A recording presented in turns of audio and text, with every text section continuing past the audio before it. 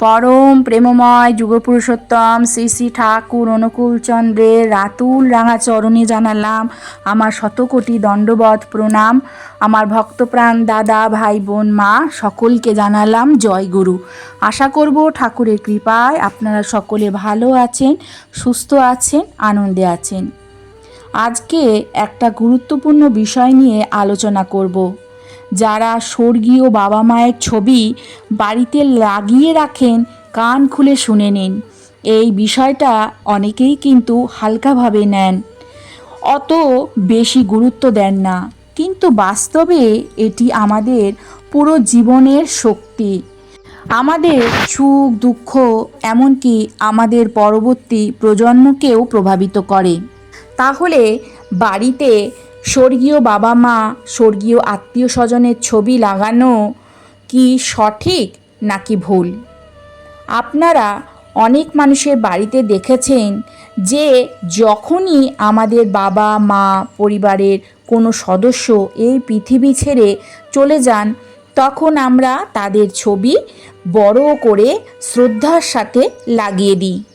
কেউ কেউ ড্রয়িং রুমে লাগান, কেউ পূজার ঘরে লাগান, কেউ আবার নিজের ঘরে। কোথাও মালা পরানো হয়, কোথাও ফুল রাখা হয়, কোথাও আবার ধূপকাঠিও জ্বালানো হয়। কিন্তু আপনারা কি কখনো ভেবে দেখেছেন এই ছবিগুলো লাগানোরও সঠিক স্থান, সঠিক দিক এবং সঠিক পদ্ধতি আছে? এগুলো কিন্তু ভাববার বিষয়। এগুলো একটু ভেবে দেখুন। আপনার ঘরের দেওয়ালে টানানো ছবিটি ভালো করে দেখেছেন? চোখের দিকে তাকিয়ে অনুভব করেছেন যে তারা কি বলতে চাইছেন? সম্ভবত না। বেশিরভাগ মানুষ এইভাবে ছবি লাগিয়ে দেন যে এরা তো আমাদের আপনজন ছিলেন, একে মনে করবার জন্য ছবি টানিয়ে দেওয়া হয়। কিন্তু সব বিষয়েরই একটি আধ্যাত্মিক দৃষ্টিকোণ আছে। এই ব্যাপারটিও আধ্যাত্মিক দৃষ্টিকোণ আছে। সেই আধ্যাত্মিক দৃষ্টিকোণ থেকে দেখলে একটা কোনো সাধারণ কাজ কিন্তু এটা নয়। শাস্ত্রে বলা আছে পিতৃদেব ভব, অর্থাৎ পিতৃপুরুষদের স্থান দেবতাদের থেকেও উঁচুতে। বাবা মা এবং পূর্বপুরুষেরা শুধু আমাদের জন্মদাতাই নন, বরং আমাদের বংশ পরম্পরার ভিত্তি। যে শক্তি আমরা পেয়েছি, যে সংস্কার আমাদের মধ্যে এসেছে, তার সবই আমাদের পিতৃপুরুষদের কাছ থেকে পাওয়া। সেই কারণে যখন আমরা তাদের ছবি আমাদের ঘরে রাখি, তখন শুধু একটি স্মৃতিচিহ্ন থাকে না, বরং তা আমাদের পুরো ঘরের শক্তিচক্রকে প্রভাবিত করতে শুরু করে। তাই এখন প্রশ্ন হলো, মৃত বাবা মা বা মৃত মানুষের ছবি বাড়িতে লাগানো উচিত না উচিত নয়? আর যদি লাগানো উচিত হয়, তবে তাদের ছবি কোথায় লাগানো উচিত এবং কোথায় লাগানো উচিত নয়? যখন কোনো আত্মার দেহান্ত হয়, তখন তা পিতৃলোকের যাত্রায় যায়, কিন্তু আমাদের অনুভূতি, আমাদের স্মৃতি এবং আমাদের মায়া বারবার টেনে এনে তাকে এই লোকে ডাকে। যদি আমরা ঘরের ভুল স্থানে তাদের ছবি লাগিয়ে দিই, তবে সেই শক্তি আমাদের ঘরের ইতিবাচক তরঙ্গগুলোকে থামিয়ে দিতে শুরু করে। এর ফলে ঘরে অস্থিরতা, রোগ এবং মানসিক চাপ বাড়ে। তাহলে সবার আগে আমাদের জানতে হবে, মৃত ব্যক্তির ছবি লাগানো কি সঠিক নাকি ভুল? এর উত্তর হলো হ্যাঁ, ছবি লাগানো যেতে পারে, কারণ এটি আমাদের প্রেম এবং শ্রদ্ধার প্রতীক। তাই কোনো দ্বিধা ছাড়াই মৃত বাবা মার ছবি লাগাতে পারেন। আসুন প্রথমে জেনে নিই মৃত মানুষের ছবি ঘরের কোন কোণে লাগানো উচিত তা জেনে নিই। এই মৃত মানুষের ছবি ঠিক জায়গায় না লাগালে তা থেকেই কিন্তু ঘরের নানা রকমের সমস্যা আসা শুরু হয়।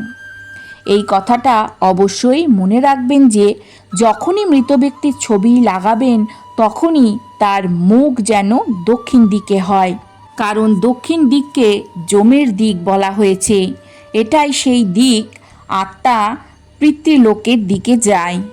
যখন আপনি পিতৃপুরুষদের ছবি দক্ষিণ দিকে রাখেন তখন সেখানে আত্মা সম্মানও পায় এবং তাদের শক্তিও সঠিকভাবে প্রভাবিত হয়।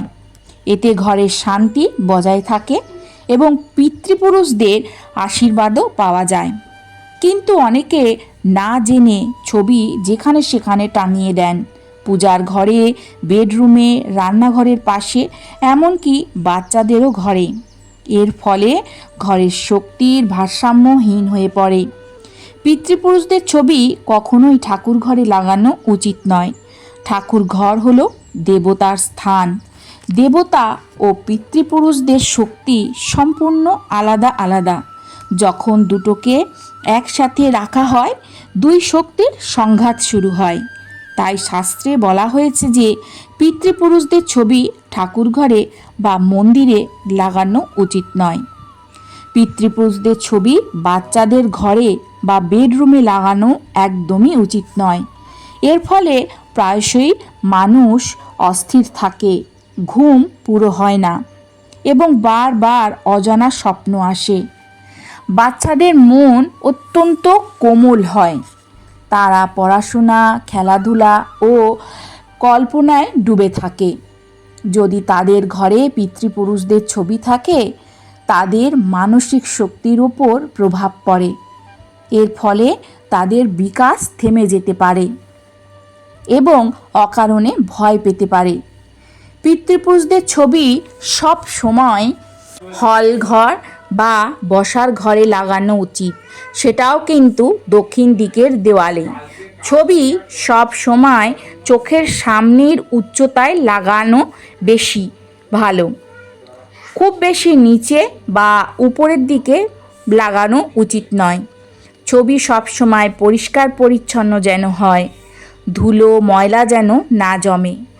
হাসি মুখের ছবি কখনোই লাগানো উচিত নয়। সব সময় গম্ভীর মুখের ছবি লাগানো উচিত, কারণ এটি স্মৃতির স্থান, আনন্দ উৎসবের নয়। পিতৃপুরুষদের ছবি ঠিক জায়গায় না লাগানোর কারণে সেই বাড়িতে সবসময় ঝগড়া, বিবাদ, নানা অসুস্থতা লেগে থাকে।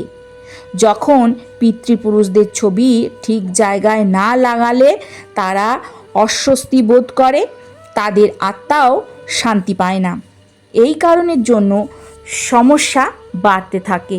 আর একটা কাজ অবশ্যই আপনারা করবেন, ভাঙা ছবি, তারপরে ঘোলাটে ছবি বা ফ্রেম ভাঙা এরকম ছবি যদি ঘরে থেকে থাকে সেগুলো সাথে সাথেই কিন্তু বদলে ফেলুন, কারণ ভাঙা ছবি অশুভ।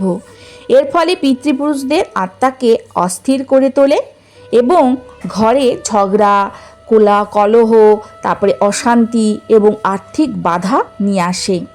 তাই রোজ সকালে যখন আপনি পিতৃপুরুষদের ছবি দেখবেন তখন মুচকি হেসে তাদের প্রণাম করবেন এবং বলবেন, আপনি আমাকে আশীর্বাদ দিন যেন আমরা সঠিক পথে চলতে পারি।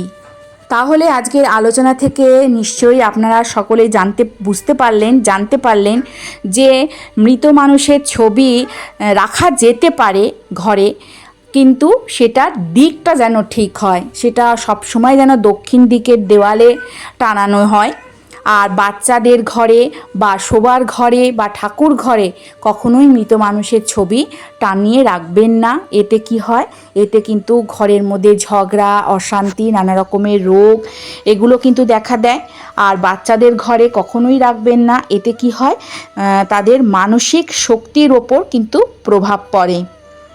তাহলে আজকে আলোচনাটা এখানে শেষ করছি। আশা করব আজকের আলোচনাটা আপনাদের ভালো লাগবে। যদি ভালো লাগে তাহলে অতি অবশ্যই একটা করে লাইক করবেন, কমেন্ট করবেন, বেশি বেশি করে শেয়ার করবেন। কালকে আসবো আবারও আরেকটি নতুন আলোচনা নিয়ে। সবাই ভালো থাকুন, সুস্থ থাকুন, সাবধানে থাকুন। ঠাকুরের কাছে এই প্রার্থনা করি, ঠাকুর যেন সদা সর্বদাই আপনাদের ভালো রাখেন, সুস্থ রাখেন, আনন্দে রাখেন। জয় গুরু, বন্দে পুরুষোত্তমম।